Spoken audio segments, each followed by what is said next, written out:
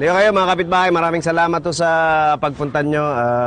Alam nyo naman na dapat nung isang araw pa natin bubuksan tong grocery. Kaya lang medyo yun nga, binagyo tayo at medyo maraming nasira, maraming nasalanta.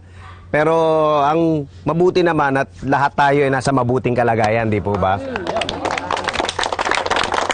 Kaya sana po ngayon medyo kalimutan muna natin yung lungkot. Pwede ba magkasiyahan muna tayo?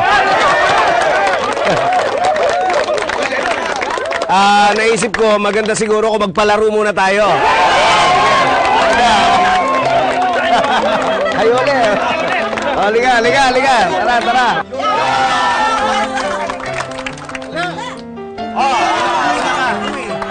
Una ka, Maria. Hoy!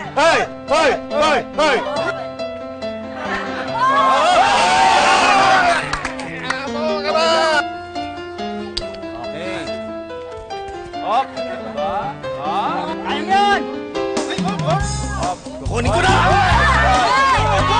Dalawa, Aden. Sige, mali. Wala yan.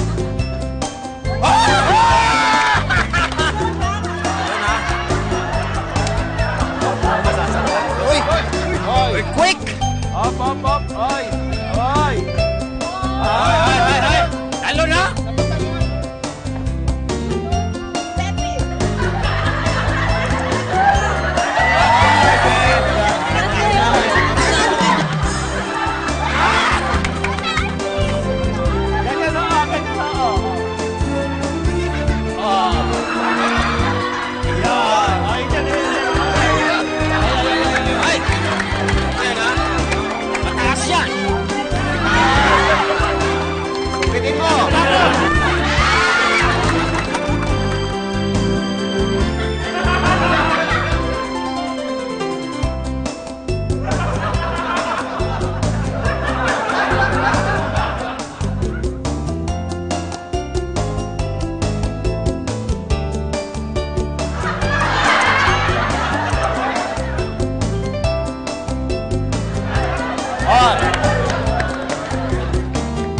Yun!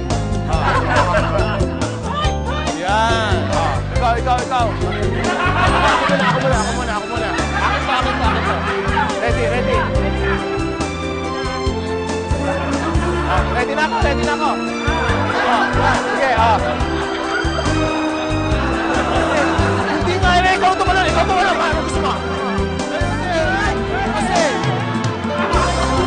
Okay na, mga kapitbahay.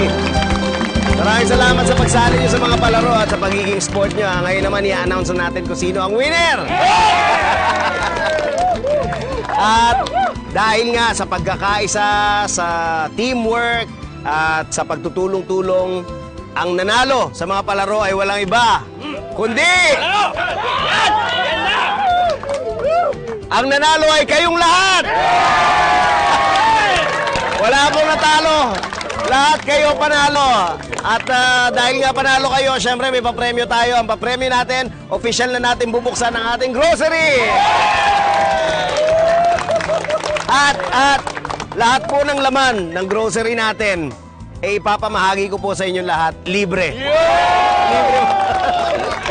Bahala na kayo. Andito na po. Simulan nyo na pamimigay. Ito.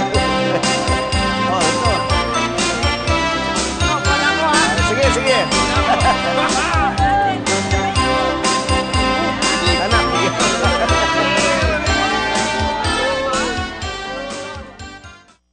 Araw-araw nakakakita tayo ng mga bagay, mga gamit na may sira, mga kailangang ayusin, kailangang buting-tingin. Halos lahat kasi ng mga gamit pwedeng ayusin, pwedeng kumpunihin. Pag hindi na pwede, tapon na lang o kaya palitan. Yan ang pagkakaiba ng gamit sa relasyon. Oo, pareho silang pwedeng ayusin pagka may konting sira. Pero ang relasyon, hindi dapat pinapalitan at lalong hindi dapat itinatapon.